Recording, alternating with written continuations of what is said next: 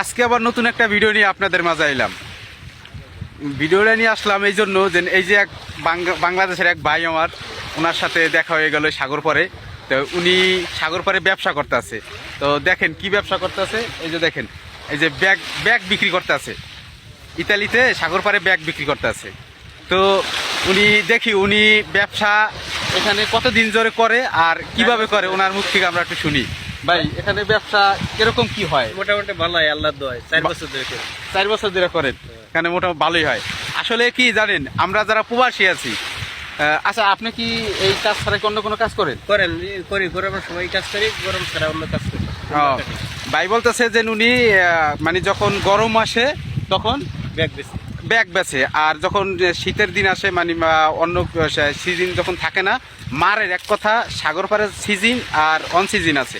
সিজনের সময় উনি সাগর পাড়ে ব্যবসা করে ভাই, আর সিজন ছাড়া ওই অন্য কাজ করে। এখানে দেখা যাইতেছে আর এক বাঙালি ভাই আছে। ভাই এদিকে আসেন তো। ওয়ালাইকুম ভাই। ওয়ালাইকুম আসসালাম। এই যে আর এক ভাই আছে, উনিও আপনার এটার ভিতরে কি আছে ভাই? ভাই এটাই তো আমার ব্যাগ আছে ভাই। উনিও যাই হোক, উনিও ব্যবসা করে এখানে। তো আসলে আমরা যারা ইতালিতে আছি বা দূর প্রবাসে যারা আছি, তারা সবসময় চাই বসে না থেকে কিছু না কিছু করি। তো ভাই এখানে ব্যবসা কিরকম? মোটামুটি 10 টাকা থাকে। একটা বেচলে 10 টাকা থাকে দেখা যায়। তো মোটামুটি বাংলাদেশে ভালো টাকাই থাকে। তো যাই হোক, ভালো থাকবেন। আপনাদের দেখানোর স্বার্থে আর কি করলাম। ওনারা ব্যবসা করতেছে, ভাইয়ের সাথে সাগর পাড়ে আসলাম, পর ভাইয়ের সাথে দেখা হইলো, দেখি ব্যবসা করতেছে আমার বাঙালি ভাই। তো এই জন্য আর কি ভিডিওটা করলাম।